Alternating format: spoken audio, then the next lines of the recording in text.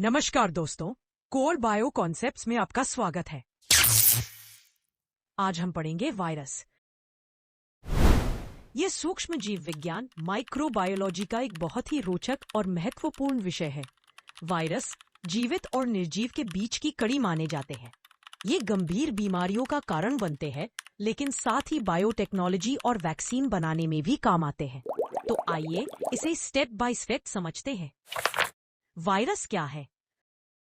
अकोशिकीय एसेल्यूलर संक्रामक कण हैं जो खुद से प्रजनन नहीं कर सकते। इन्हें बढ़ने और गुना करने के लिए किसी जीवित कोशिका होस्ट सेल की आवश्यकता होती है, इसलिए इन्हें ऑब्लिगेट इंट्रासेल्यूलर पैरासाइट्स कहा जाता है। वायरस की खोज सबसे पहले 1892 में डिमिट्री इवानोव्स्की ने तंबाकू के पत्तों में पाए जाने वाले टोबैको मोज़ेक वायरस TMV का अध्ययन करके इसकी खोज की। बाद में मार्टिनस बेजेरिंक ने इसे कंटेजियस लिविंग फ्लूइड्स कहा। अब बात करते हैं वायरस की सामान्य विशेषताओं के बारे में। वायरस अकोशिकीय होता है। इसका आकार बहुत छोटा होता है, लगभग 20 से 300 नैनोमीटर तक। इनमें या तो DNA या RNA होता है, दोनों कभी नहीं हो सकता। इनमें प्रोटीन की परत पाई जाती है जिसे कैप्सिड कहते हैं। कुछ वायरस में बाहरी आवरण एनवेलोप होता है। राइबोसोम, माइटोकॉन्ड्रिया जैसी ऑर्गेनेल्स अनुपस्थित होती है। ये होस्ट सेल के बाहर निर्जीव जैसे रहते हैं, लेकिन अंदर जाकर जीवित लक्षण दिखाते हैं, जिसे रेप्लिकेशन और एवोल्यूशन कहते हैं। वायरस की संरचना।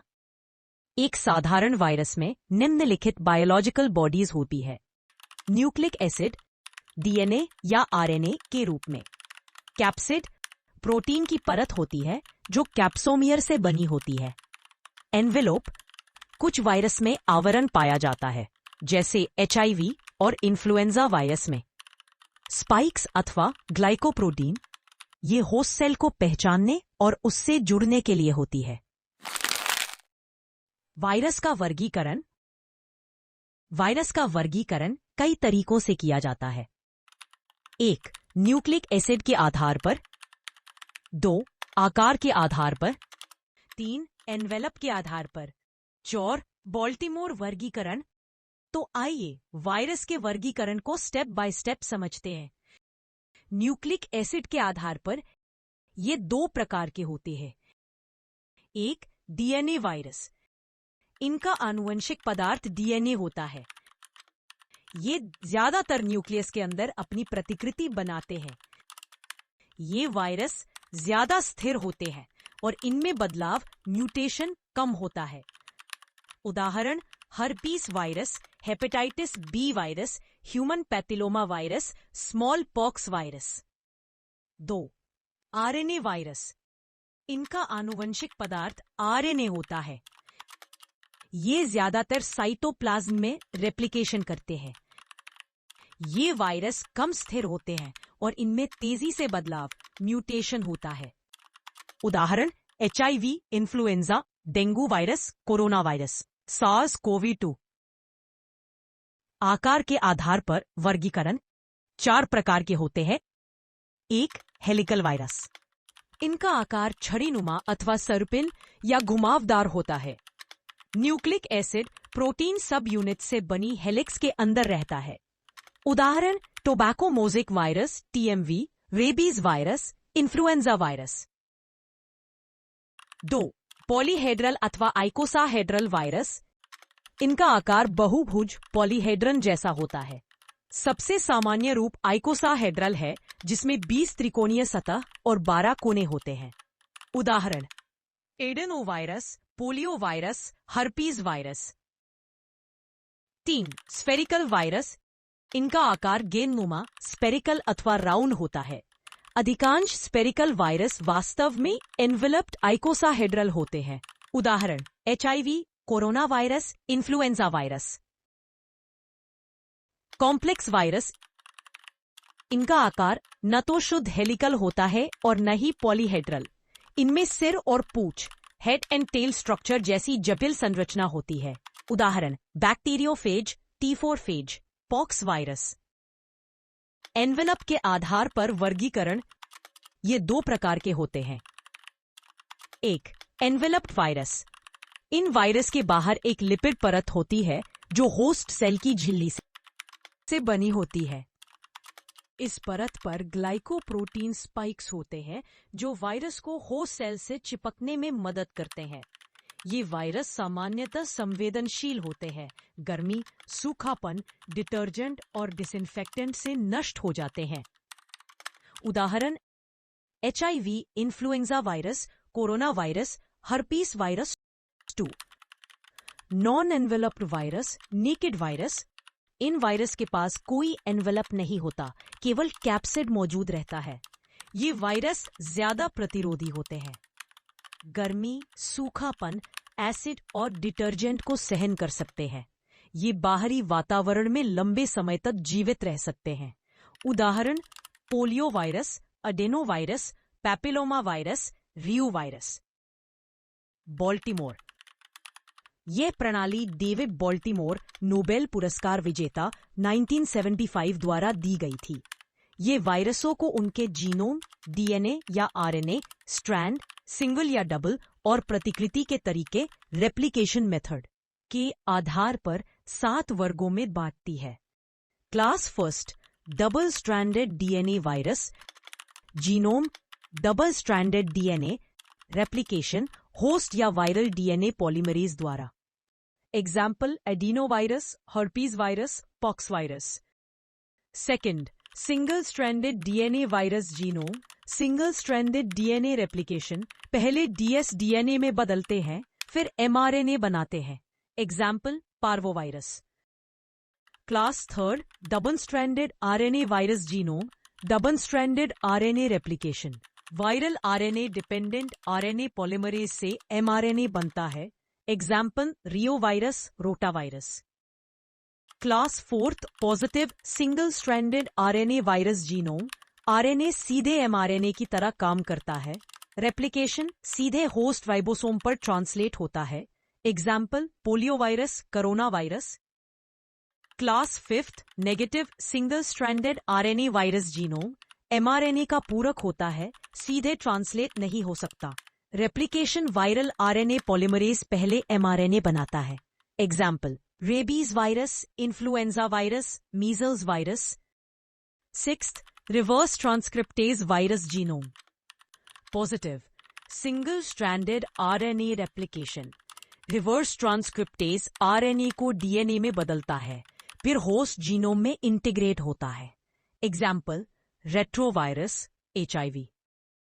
Class seventh, double stranded DNA reverse transcriptase virus, genome, आंशिक रूप से double stranded DNA replication, RNA intermediate से होकर DNA में वापस जाता है, reverse transcription. Example hepatitis B virus. Virus का जीवन चक्र। वायरस का जीवन चक्र कई स्टेप्स में पूरा होता है। वायरल जीवन चक्र के चरण कुछ इस प्रकार है। अटैचमेंट, वायरस होस्ट सेल की सतह पर एक स्पेसिफिक रिसेप्टर से बंधता है। एंट्री या पेनिट्रेशन, वायरस या उसका जेनेटिक मटेरियल होस्ट सेल में प्रवेश करता है। अनकोटिंग, वायरस का जेनेटिक मटेरियल वायरस के प्रोटेक्टिव कैप्सिड से होस्ट सेल में रिलीज हो जाता है। रेप्लिकेशन या biosynthesis, viral genetic material DNA या RNA होस्ट सेल की मशीनरी को नए वायरल प्रोटीन और जेनेटिक मटेरियल बनाने के लिए निर्देशित करती है।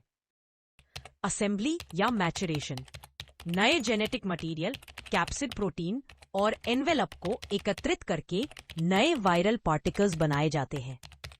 रिलीज, नवनिर्मित वायरस होस्ट सेल से बाहर निकलकर अन्य कोशिकाओं को संक्रमित करते हैं। बैक्टीरियोफेज की संरचना। बैक्टीरियोफेज वे वायरस है जो बैक्टीरिया को संक्रमित करते हैं। इनकी संरचना विशेष होती है। हेड, इसका आकार आइकोसाहेड्रल होता है जिसमें DNA पाया जाता है। कॉलर और टेल, ये खोखली नली जैसी संरचना। शीथ, यह DNA को इंजेक्ट करने में सहायक होती है। बेस प्लेट, यह संरचना वायरस को जुड़ने में मदद करती है। टेल फाइबर, यह पैरों जैसी आकृति होती है, होस्ट बैक्टीरिया को पहचानने में मददगार होती है। बैक्टीरियोफेज एक छोटे स्पेसशिप जैसा दिखता है।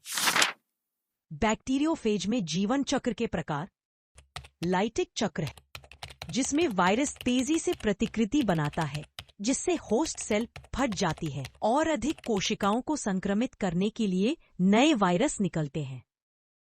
लाइसोजेनिक चक्र, इस चक्र में वायरल जेनेटिक मटेरियल जैसे बैक्टीरिया में प्रोफेज या जानवरों में प्रोवायरस होस्ट सेल के जीनोम में एकीकृत हो जाती है और निष्क्रिय रहती है।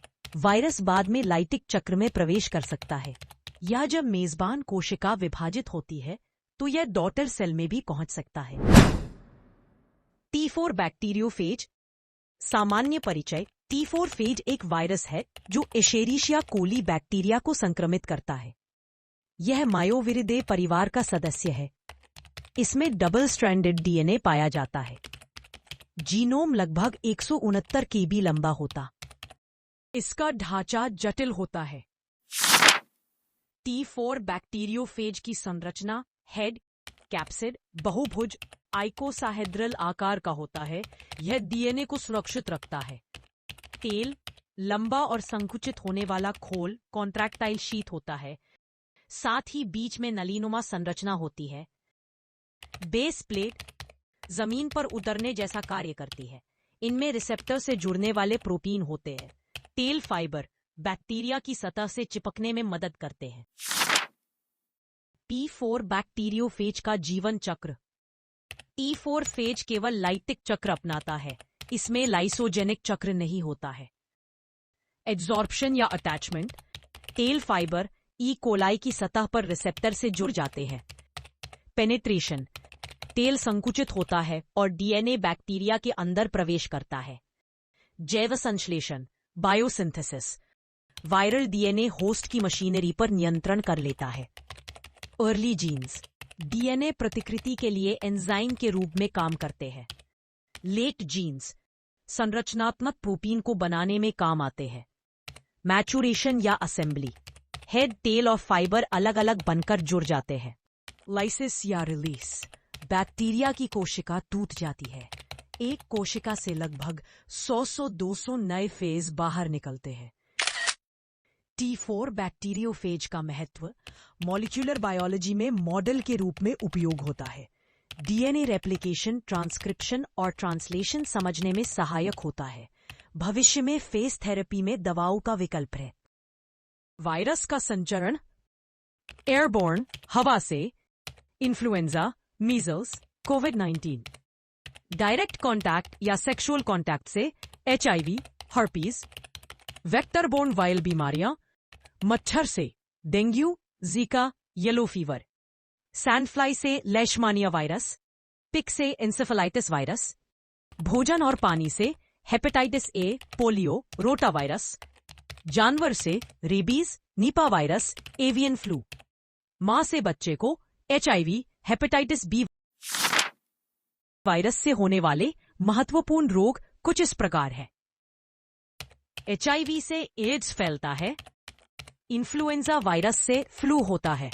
Hepatitis viruses A, B, C, E से हेपेटाइटिस होता है। हर्पीज सिंप्लेक्स वायरस से कोल्ड सोर्स, जेनिटल हर्पीज फैलता है। रेबीज वायरस से रेबीज होता है। कोरोना वायरस SARS-CoV-2 से कोविड-19। पैपिलोमा वायरस से वॉट्स, सर्वाइकल कैंसर जैसी जानलेवा बीमारी होती है। वायरल संक्रमण की पहचान, क्लिनिकल डायग्नोसिस। सबसे पहले है क्लिनिकल डायग्नोसिस, यानी लक्षण और संकेत देखकर पहचान करना। जैसे मीजल्स में कोप्लिक स्पॉट्स, चिकन पॉक्स में पानी वाले। लेकिन केवल लक्षणों से पहचान हमेशा सही नहीं होती, क्योंकि कई वायरल बीमारियों के लक्षण एक जैसे होते हैं। प्रयोगशाला निदान, लेबोरेटरी डायग्नोसिस। अब आते हैं लैब टेस्ट पर। इन्हें दो हिस्सों में बांटा जाता है, प्रत्यक्ष और अप्रत्यक्ष, इनडायरेक्ट। प्रत्यक्ष विधियां माइक्रोस्कोपी, सूक्ष्मदर्शी।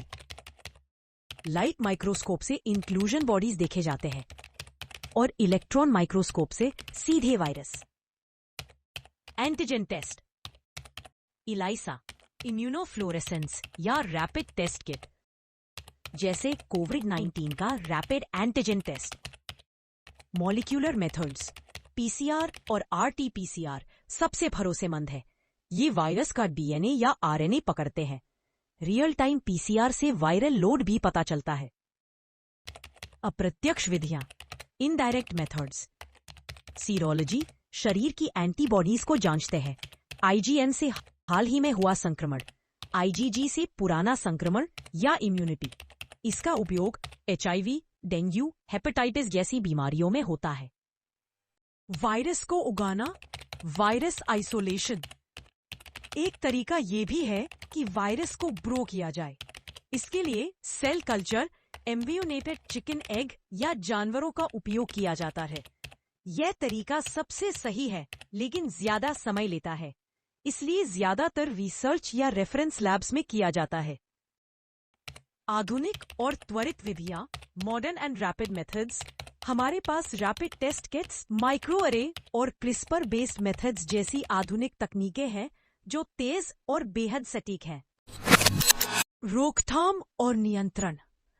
आज हम बात करेंगे वायरस की रोकथाम और नियंत्रण के बारे में। सबसे पहले रोकथाम, स्वच्छता। बार बार हाथ धोना, साफ पानी और खाना इस्तेमाल करना, खांसते छींकते समय मुंह ढकना और मास्क पहनना। टीकाकरण जैसे polio, hepatitis B, MMR, HPV और कोविड-19 के टीके। सुरक्षित आदतें, सुरक्षित यौन संबंध, मच्छरों और कीड़ों का नियंत्रण, संक्रमित व्यक्ति से दूरी। अब बात करते हैं नियंत्रण के बारे में। आइसोलेशन और क्वारंटीन, मरीज को अलग रखना ताकि संक्रमण ना फैले। एंटीवायरल दवाएं जैसे असाइक्लोवीर हर्पीस के लिए, ओसेल्टामिवीर फ्लू के लिए, एआरवीज एचआईवी के लिए और रेमडेसिविर कोविड-19 के लिए। सार्वजनिक स्वास्थ्य उपाय, निगरानी, यात्रा प्रतिबंध और जन जागरूकता अभियान। मजबूत रोग प्रतिरोधक क्षमता, संतुलित आहार, पर्याप्त नींद और स्वस्थ जीवन शैली। वायरस का महत्व चिकित्सा के क्षेत्र में। बीमारियां फैलाते हैं पर वैक्सीन और एंटीवायरल विकास में सहायक।